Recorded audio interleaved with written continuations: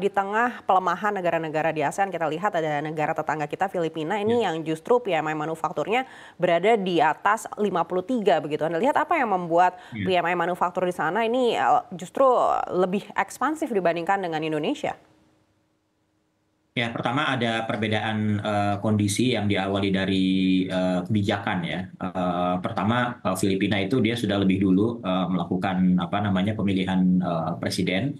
Kemudian kebijakan-kebijakan yang terkait dengan belanja pemerintah itu dia di sana sangat dioptimalkan sehingga ini bisa menstimulus datangnya investasi. Kemudian juga Filipina sebagai negara yang penduduknya terbanyak nomor 2 di Asia Tenggara. Nah, ini kan menjadi insentif sendiri bagi investor apabila ingin berinvestasi di sana.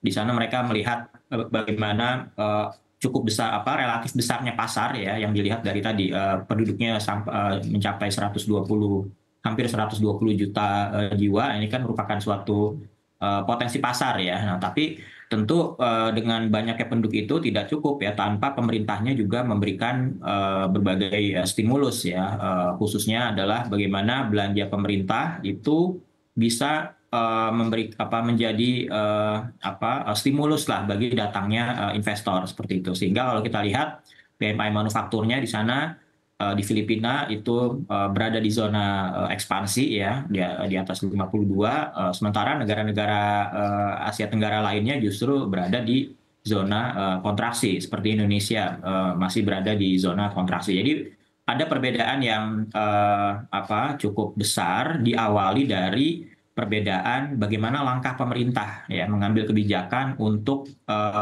katakanlah menjaga daya beli masyarakat ya kalau kita lihat sekarang kan terjadi deflasi 5 bulan berturut-turut. Ini deflasi 5 bulan berturut-turut ini yang terparah sejak krisis moneter 98. Kita dulu pernah 8 bulan berturut-turut waktu krisis moneter 98, kemudian tidak pernah lagi ya yang beberapa bulan berturut-turut. Nah, baru saat ini 5 bulan berturut-turut kita mengalami deflasi. Nah, ini kan satu tanda atau indikasi terjadi perlambatan daya beli, apalagi sejak 5 tahun terakhir ini ada penurunan masyarakat ya, penurunan level masyarakat dari kelas menengah menjadi di bawahnya gitu ya, menjadi mendekati garis kelas menengah gitu. Artinya ini kan ada pengurangan belanja dari masyarakat sendiri. Kemudian juga dilihat dari jumlah tabungan yang ternyata masyarakat sekarang ini juga melakukan wait and see juga dia lebih lebih lebih cenderung ya untuk menyimpan uangnya di bank untuk masyarakat yang kelas menengah atas. Kemudian juga di sisi eh, produksinya ya impor bahan baku kita turun bulan Agustus kemarin. Nah, ini kan menandakan bahwa terjadinya penurunan permintaan bahan baku industri di dalam negeri ya karena mereka melihat prospek pasar domestik pun tidak cukup baik gitu ya di tengah perlambatan ekonomi global. Kalau misalnya Filipina itu dia tahu kondisi global sedang tidak baik. Nah, makanya dia memaksimalkan kondisi pasar domestiknya untuk digunakan untuk benar-benar menarik investor atau meningkatkan sektor industrinya gitu. Jadi mereka benar-benar memanfaatkan kemampuan atau memanfaatkan kondisi pasar domestiknya, mereka memanfaatkan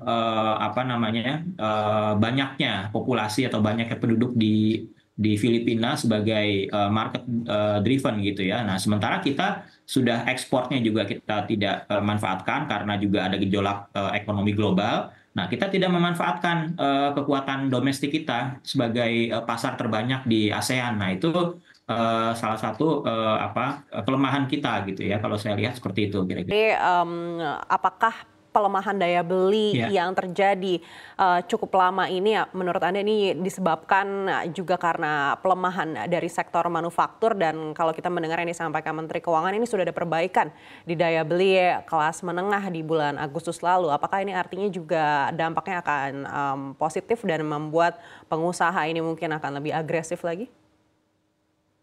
Ya, kalau kita lihat betul salah satu penyebabnya karena tadi ya, karena salah satu hal yang membuat daya beli lemah karena ya itu tadi banyak tenaga kerja yang saat ini mungkin mengalami penurunan income ya karena dia mungkin terkena PHK atau jam kerjanya dikurangi gitu ya atau bonusnya dikurangi gitu ya.